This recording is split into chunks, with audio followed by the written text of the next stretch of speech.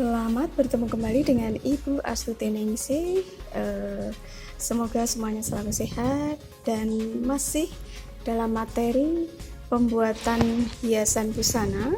Sebelum kita masuk dalam kompetensi dasar menganalisis rancangan sulaman bordir dalam suatu produk, dilanjutkan kompetensi dasar membuat rancangan sulaman bordir dalam suatu produk, kemudian juga kompetensi dasar menerapkan sulaman bordir dalam suatu produk, yang dilanjutkan membuat sulaman bordir dalam suatu produk. Kita akan membahas dulu materi tentang sulaman atau bordir. Nah, untuk bordir ini dapat dilakukan dengan dua cara, yaitu bordir dengan mesin ataupun dengan tangan. Yang akan kita jelaskan kali ini adalah teknik membordir mesin adalah salah satu teknik menghias kain yang dikerjakan dengan mesin jahit ataupun mesin industri. Kemudian dalam menghias kain tidak hanya dikerjakan dengan tangan seperti tadi telah kami jelaskan, mesin pun jadilah dengan mesin ini pun dapat kita dapatkan hasil sulaman dengan beberapa motif dan jenis sulaman yang tidak kalah bagusnya dengan sulaman tangan. Nah, dalam membordir mesin yang pokok harus dapat menjalankan mesin dahulu, sehingga akan mudahlah kita membordir dengan mesin. Dengan membordir mesin akan mendapatkan beberapa bentuk ragam, yaitu mengkombinasikan antara tusuk-tusuk dasar. Kemudian dengan banyak mengenal tusuk dasar, kadang kita dapat menciptakan suatu hiasan, yaitu dengan mengkombinasi beberapa macam tusuk dengan kreasi sendiri. Namun, kita juga perlu mengetahui bahwa hasil dari sulaman mesin bisa dikatakan halus, bagus, dan betul teknik mengerjakannya bila yang pertama, kombinasi warna benang dan bahan serasi. 2, tusuk-tusuk kelihatan rapi dan tidak melampaui garis. 3, loncatan benang arahnya sesuai dengan bentuk atau motif. Yang keempat, tusuk-tusuk tidak saling bertumpukan hingga kelihatan tebal. Yang kelima, bahan atau benda-benda tidak berkerut atau menggelembung. Nah, itu bila kerjaan kita berhasil. Selanjutnya, hiasan bordir dapat dipakai untuk berbagai macam keperluan, antara lain. Yang pertama, untuk menutup kerusakan dan dapat dipakai kembali dengan corak dan hiasan yang baru. Yang kedua, mengelem kain, yaitu mengelem pada kain atau pada pinggiran kain yang bertiras. Yang ketiga, mengubah corak hiasan kain, misalnya kain yang bermotif kotak-kotak diberi hiasan bordir, sehingga motif kotak-kotak tersebut hilang atau tertutup dan kelihatan hiasan baru pada kain tersebut. Kemudian yang keempat, sebagai penyambung, yaitu menghubungkan kain yang satu dengan yang lain dan menambah hiasan pada kain tersebut. Pada dasarnya hanya ada dua macam tusuk saja di dalam membordir, yaitu tusuk biasa dan tusuk loncat. Nah, yang akan kita tunjukkan yang pertama adalah tusuk biasa. Tusuk ini merupakan langkah pertama yang dikerjakan kalau kita membuat hiasan dengan bordir mesin. Karena tusuk ini mengerjakannya sangat sederhana sekali, yaitu dengan cara seperti kalau kita menjahit. Hanya saja besar kecilnya setikan tergantung dari kelincahan tangan kita dalam menjalankan pemidangan. Yang kedua, ini adalah akan kami tunjukkan suci cair setengah penuh, sama dengan setikan atau tusuk biasa, tetapi dikerjakan berulang-ulang.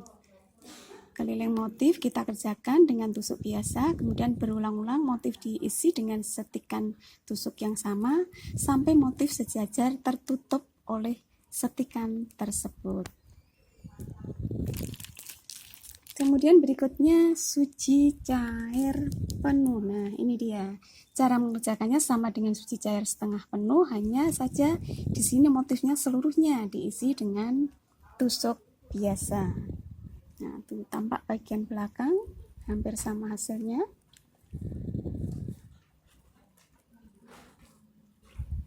Kemudian kita akan masuk ke tusuk loncat kecil. Kita coba perlihatkan caranya membuat motif disetik dengan tusuk biasa dan diulang 2 kali. Buat setikan kecil yang meloncati garis setikan biasa. Tampak muka dan belakang kita sampaikan. Lebih rapi bagian depan. Berikutnya contoh dari tusuk loncat agak lebar atau sedang. Membuat motif disetik dengan setik biasa, kemudian membuat setikan yang meliputi 2 setikan biasa. Pada bagian tepi diselesaikan dengan tusuk biasa. Pada dasarnya loncat ini sama dengan loncat pendek, hanya lebar setikannya yang berbeda. Berikutnya tusuk loncat lebar dengan meloncati 2 garis. Caranya membuatnya pun sama dengan tusuk-tusuk yang lain, hanya dengan di dalam bidang loncatnya saja yang berbeda. Kalau yang ini biasanya lebih lebar. Kemudian tusuk loncat berhimpit. Nah, ini buat setikan biasa pada seluruh motif. Untuk mempermudah cara mengerjakannya, motif sebaiknya dibagi-bagi dengan tusuk biasa. Kerjakan tusuk loncat pada setiap bagian dari setiap motif. Jadi motif ini mungkin saja setiap bunga atau daun terdapat 2 tusuk loncat yang berhimpit. Nah, ini kemudian masuk ke tusuk loncat sirong menurut bentuk. Motif diisi dengan tusuk si cair penuh, kelihatan timbul motif diloncati dengan tusuk loncat dengan arah menurut bentuk motif. Kemudian tepinya pinggiran dikasih tusuk suci cair. Berikutnya kita akan masuk ke bordir sasak kombinasi. Pada prinsipnya sama dengan sasak, tetapi hanya memakai 1 benang kombinasi. Bisa disebut benang obar-abir.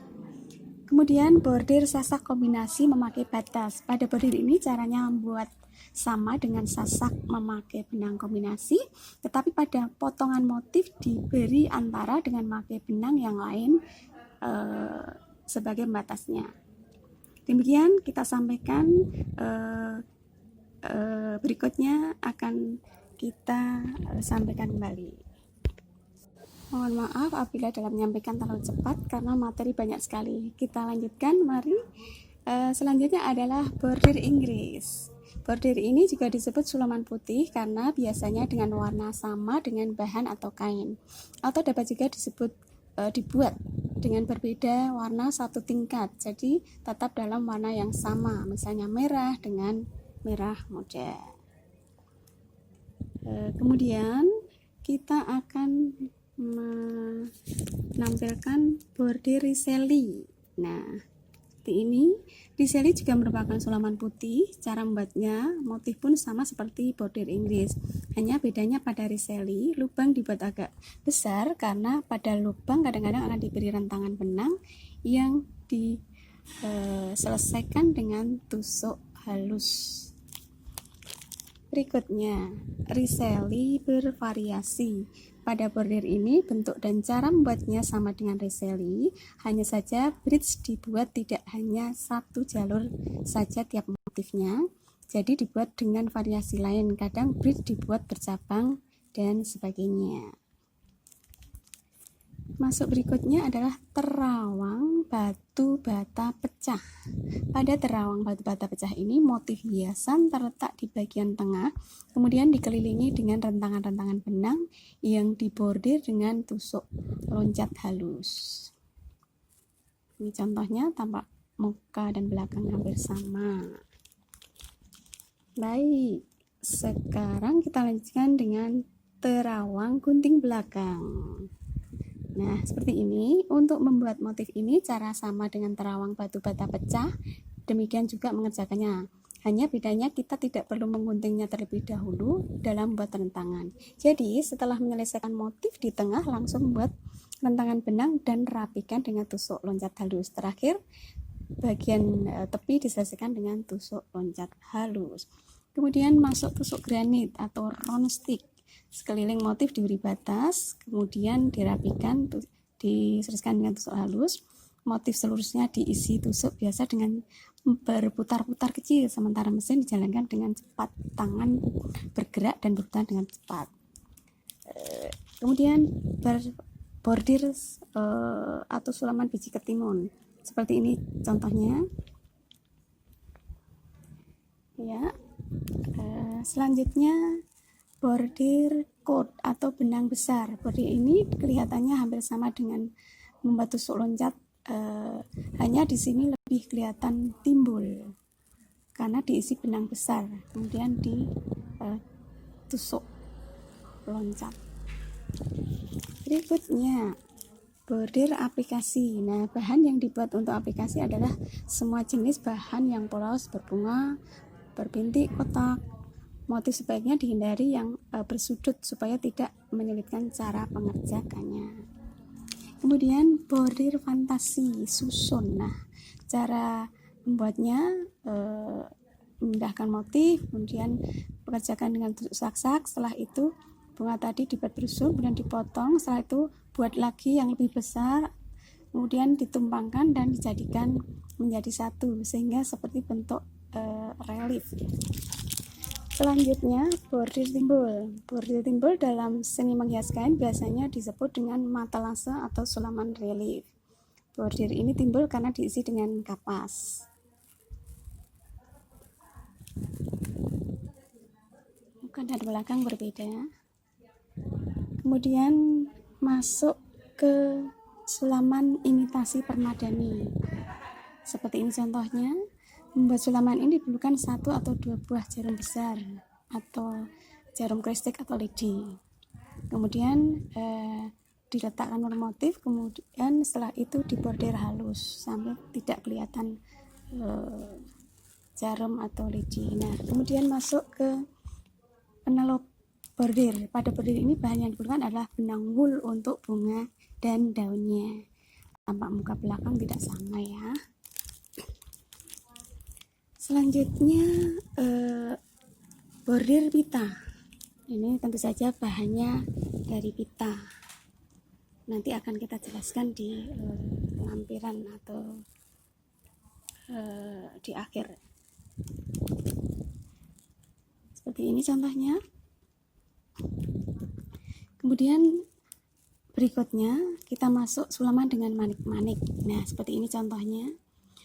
Bisa menggunakan lekapan burji. Di situ ada pasiran, ada manik-manik, kemudian ada halon dan lain sebagainya bisa digunakan. Yang terakhir adalah bordir benang emas. Sesuai namanya yaitu hanya menggunakan satu macam benang saja, yaitu benang emas. Pengerjaannya dengan tusuk biasa atau suji cair. Demikian telah kami sampaikan dan semoga bermanfaat.